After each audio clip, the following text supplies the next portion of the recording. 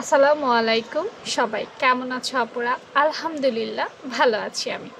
আজকে একটা গুরুত্বপূর্ণ বিষয় নিয়ে তোমাদের সামনে হাজির হয়ে গেছি, সেটা হচ্ছে জামা থেকে মাপ নেওয়ার বিষয়টা। রিসেন্টলি আমাকে অনেকেই এই বিষয়টা ইনবক্স করেছো যে আপু জামা থেকে মাপ নেই, ঠিক আছে, কিন্তু এরপর হয় ঠিক হয়, না হয় ঠিক হয় না। এই জিনিসটা কেন হয়? আমরা তো মাপ ঠিকঠাক নেই। অনেক সময় আমি তাদের সাথে বলি যে দেখো আপুরা কীভাবে নিছো, আসলেও ঠিকঠাক নিছো কি না, সুন্দর করে নিছো কি না, পারছো কি না। মাঝে মাঝে এটা হয়, যখন ওদের থেকে আমি সব কিছু জেনে নিই, জেনে নেওয়ার পর দেখি যে না, ঠিকই তো আছে, মাপ তো সুন্দর মতোই নিছে, তাইলে প্রবলেমটা কোথায়? আসলে সবসময় আমাদের প্রবলেম থাকে না, এই কাপড়েরও প্রবলেম থাকে। বুঝতে পেরেছ? এই কাপড় দেখো বর্তমানে সব কিছুতে 2 নাম্বারিতে ভরাভরি।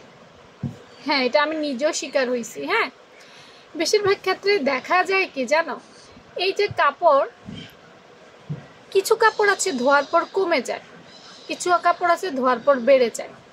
এখন কোন কাপড়টা যে আদৌ ধোয়ার পর বেড়ে যাবে আর কোন কাপড়টা যে আদৌ কমে যাবে, এই জিনিসটা কিন্তু আমরা বুঝতে পারি না।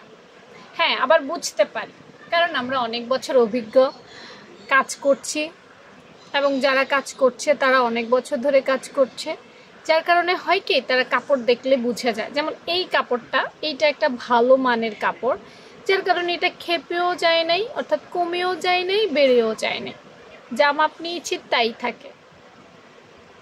কিছু কাপড় আছে টান দিলে বড় হয়ে যায়, এমনি যদি টান দেই আমরা বড় হয়ে যায়।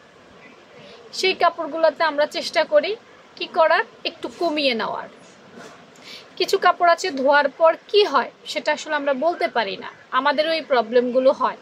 তোমরা যদি মনে করো যে আপু আপনাদের বোধহয় প্রবলেম হয় না, আপনারা বোধহয় সব পারেন, না, আমরা সব পারি না। কাপড়ের এই সিক্রেটগুলো ইদানিং আমরা ধরতে পারতেছি না।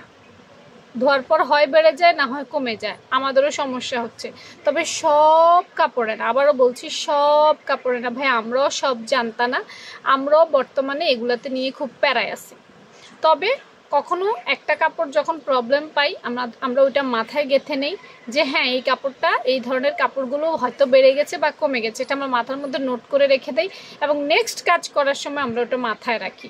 এটা ছাড়া আসলে আমাদেরও জানার কোনো সুযোগ নাই, ঠিক আছে?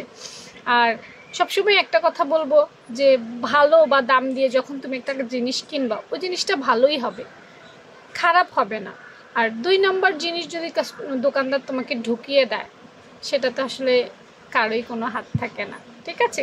যারা এ ধরনের সমস্যার সম্মুখীন হইছ, তারা অবশ্যই কমেন্ট সেকশনে জানাবা। আল্লাহ হাফেজ।